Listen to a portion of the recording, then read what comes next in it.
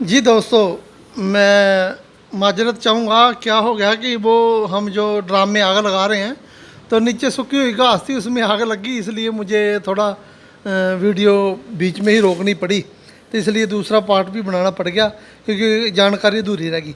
अब दोस्तों, ये मैं जो आपको दिखा रहा था, ये मैंने नमक बना रखा है। ये देखो, देखो कैसे क्रिस्टल की तरह से यह चमक रहा है। ये देखो, ये होते हैं नमक। स्टील का बर्तन लें, उसमें पानी डालें और इतना गर्म करें कि वो उबल उबल कर बाहर ना आए, महज वो उसमें से पानी उड़ता रहे। फिर आपका इस प्रकार ऐसा नमक बनेगा। ये दोस्तों मैंने नमक बनाया था जो जिसको हम छोटा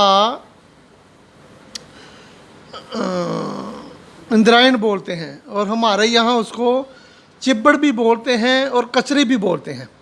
यह नमक भी एक रसायन के और औषधियों के काम बहुत आता है। ये देखो दोस्तों, ये अभी थोड़ा नरम है।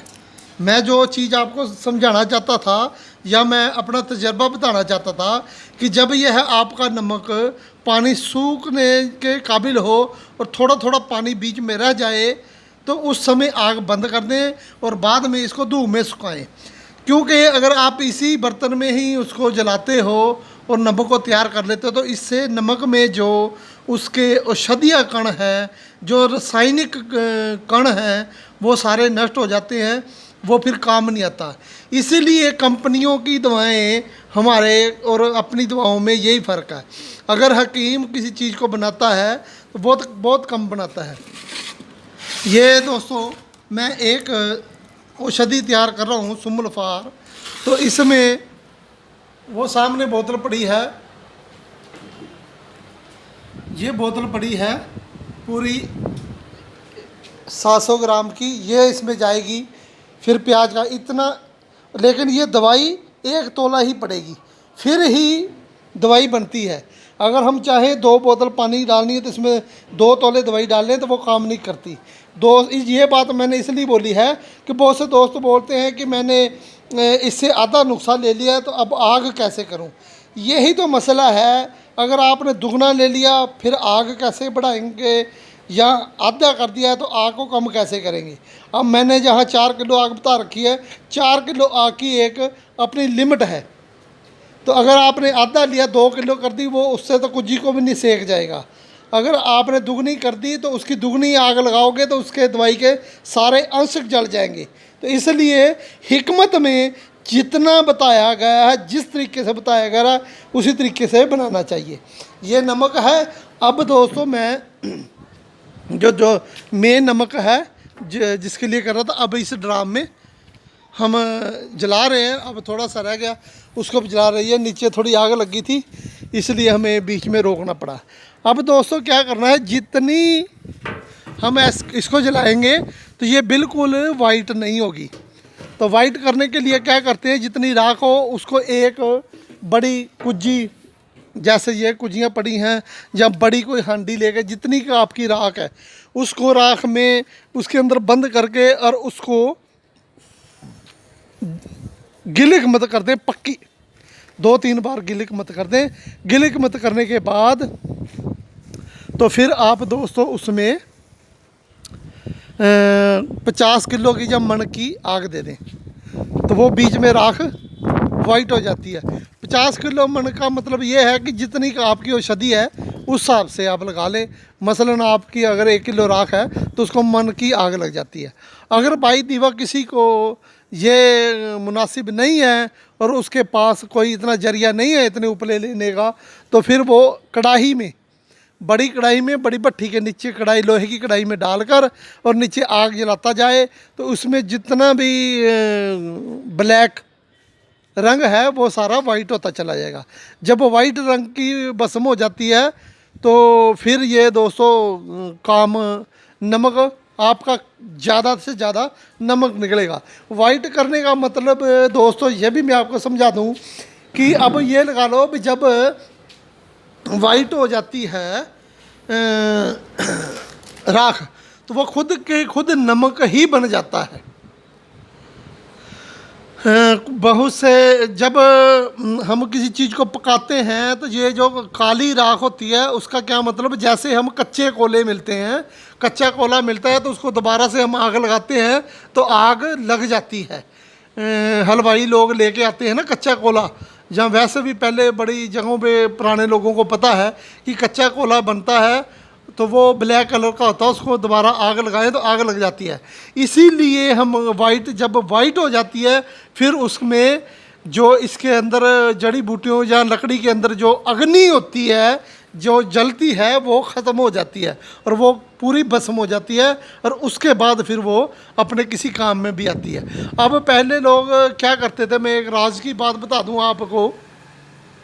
साधु संतों के पास, फ़कीरों के पास जब हम जाते थे या कोई जाते थे तो वो बोलते थे अपनी वहाँ दूने से उठाई चुटकी राख की और कहते थे ये बबूती है, ये खा लेना और आप ठीक हो जाएंगे। कारण क्या था, उसमें आम की लकड़ी, डाक की लकड़ी, शीशम की लकड़ी, नीम की लकड़ी, ऐसे बहुत सी लकड़ियाँ जंगलों में से जब वैसे मिलने वाली उसमें लगाते थे, वो आस्ता आस्ता से जलती है और वाइट होकर राख उसकी गिरती रहती है।